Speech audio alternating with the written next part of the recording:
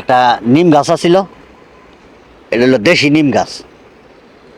নিম গাছ থেকে একটা কি জানি এইভাবে লামতাছে। আমাদের প্রচলিত ভাষায় যেটা বলে যে এটা কাউরি জাল আছে, এটা কাউরি জাল ডাহে, অনেকে আবার সতেন্না জালও ডাহে। সতেন্না জালের মধ্যে আমাদের এলাকার একজন কাকা আছে, তো তার নাম হইল কামাল। তা আমারে কইতাছে যে বাতিজা, তুই আমার জালটা বাইবে প্রতিদিন সকাল থেকে রাত্র 10টা 11টা পর্যন্ত তুই আমার জালটা বাইলে আমি তোরে 20 টাকা দিব। তো 20 টাকা কিন্তু ওই তৎকালীন সময় অনেক কিছু। তো তার জালের মধ্যে আমি গেলাম, যাওয়ার পরে আমি সকালবেলা গিয়া জালের মধ্যে মাছ মারতেছি। তো দুপুরবেলা বাড়িতে আসলাম, খাওয়া দাওয়া করলাম, আবার খাওয়া দাওয়া করে ঘন্টানের পরে আবার গেলাম। যাওয়ার পরে সন্ধ্যার সময়, সন্ধ্যা পর্যন্ত আমি বসে রয়েছি, মাছ কিছু কিছু পাওয়া যাইতেছে। পরে তা গেল কিরে মাছ আসেনি। আমি বলে কাকা আসে, অল্প অল্প আসে। তো কইতেছে কয়েছে ঠিক আছে তুই বা আমি ঘুরে আই। ঘুরে আসার কথা বলে এই সময় প্রায় রাত বাজে 9টা 9:30 হইব। 1990 সালের কাহিনী, 9টা 9:30 অনেক কিছু। তো আমার কাছে একটু বই বই লাগতেছে যে একটা জায়গাতে নীরব নিস্তব্ধ, যদি কেউ ওইখানে যায় তাহলে সে মনে হয় যে অনেক কিছু অনুভব করতে পারবে, যে এখানে যে ভৌতিক যে একটা কাহিনী বা ভৌতিক যে একটা আলামত, সে যদি কেউ এখানে যাইতো সেটা অনুভব করতে পারতো। তা আমি আসলে চূড়াও পড়তাছি। পরে তা গেছে প্রায় এই সময় বাজে 9:30। 9:30 বাজে আমার কাছে এক কাজ কর, তৎকালীন মানে 88 বন্যার পরে 90 সালে মনে হয় যে এটা আমার ঠিক মনে আসে না, 90 সালে মনে হয় একটা পানি হয়েছিল বন্যার মতন। এটা ওই 88 বন্যার পরে এটা মানে নর্মালি একটা বন্যা হয়েছিল। এই বন্যাতে এলাকাতে অনেক এলাকায় প্লাবিত হয়েছিল পানি। আমারে বলতেছে 9:30 বাজে, তুই এক কাজ কর, আমি জালটা তুই বাড়ি থেকে আরেকটা বল নিয়ে আস তার বাড়ি থেকে। তখন আমি গেলাম, গিয়া সেরা আমি তার জালের থেকে আসলাম। আমার জালের মধ্যে ওই 9টার দিকে আমি দেখতে পারলাম কিছু লোক আনাগোনা করতেছে,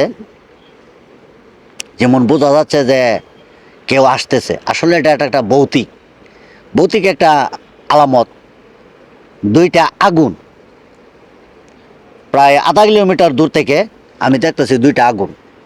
এই আগুনগুলা একটা আরেকটার সাথে মানে একটা খেলার মতন একটা আরেক সাথে মিশতেছে, আবার আলাদা হচ্ছে এরকম। তখন আমার দেখা আমি ভাবতেছি যে এটা মনে হয় যে আগে আমরা তো দেখতাম যে এই আকাশ থেকে একটা আগুনের একটা গোলার মতন দৌড় দেওয়া যাইতো। তা আমি ভাবতেছি এরকম নাকি। আমি জালের মধ্যে মাছও মারতেছি, ওইদিকেও চাইতেছি।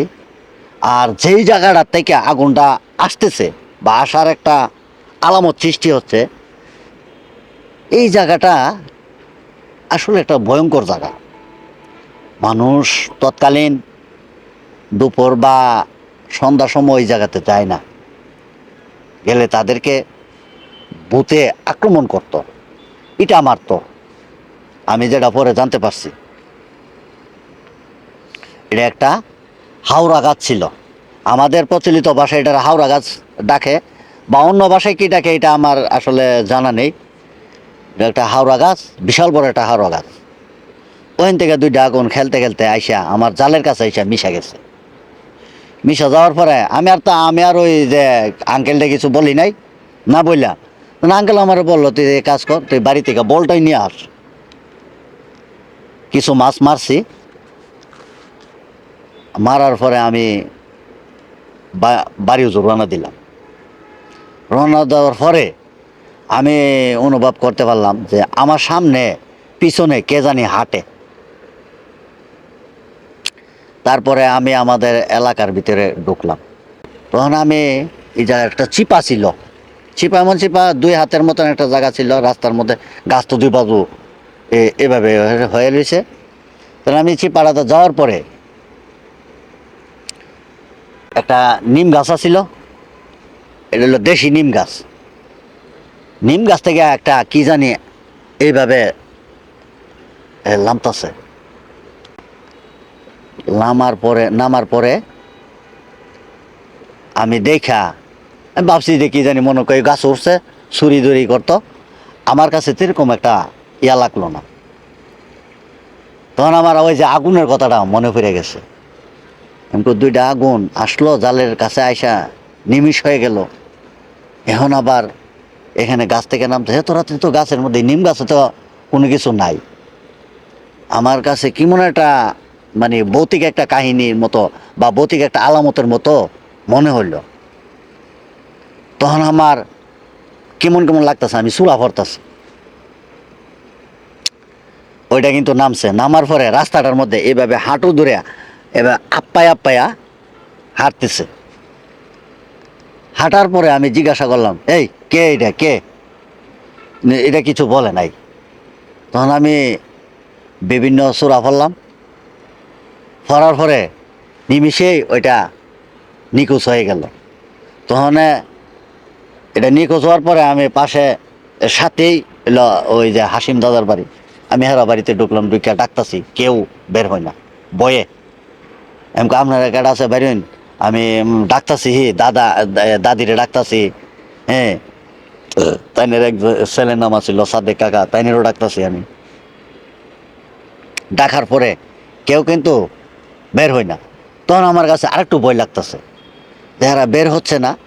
হ্যাঁ, কেডাইডা, এখন আমরা দরজা মেলতাম না, এই ভূত ফেরতিনি এরকম মানুষের এই কণ্ঠ দিয়ে এবং নাম ধরিয়া অনেক ভূত ফেরতিনি আমাদেরকে বিভিন্নভাবে ডাকাডাকি করে। এখন আমার ভিতরে আরো ভয় লাগতেছে। তখন দেখলাম যে যেটা আপ্পায়া আসছিল, এটা আমি হেরা বাড়ি ঢুকতে যে বাড়ির যে একটা রাস্তার যে কোনা, এই কোনাটার মধ্যে দাঁড়াই রয়েছে।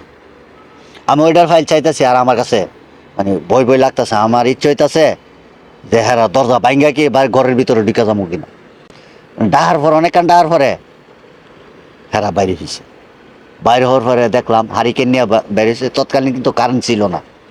হারিকেন নিয়ে বের হয়েছে।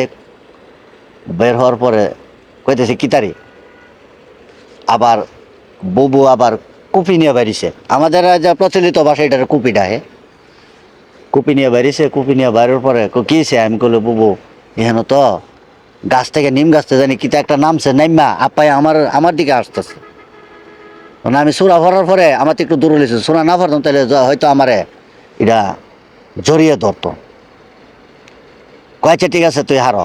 হেরা 2-3 জন আমারে ধরে নিয়া পরে চাচার কাছে দিছে। চাচা আমারে ধরিয়া আমাদের এখানে একটা মাজার আছে হালুয়াপাড়া, এই মাজারের দিক দিয়া ফানি, এতটুকু ফানি, হাঁটু ফানি,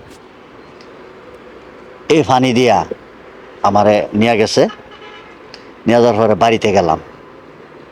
আমি কিন্তু আর ওই তার বাড়িতে যাই না বলে লেগে, কারণ আমি তো এই ভূতের কাহিনী, ভূতের আলামতো পড়ে গেছি, তো আমি আর তার বাড়িতে যাই নাই। তখন দাদি কইতাছে আমার নাতির কপালটা ভালো, আর নয়তো আজকে তারে মেরিয়ে ফেলতো।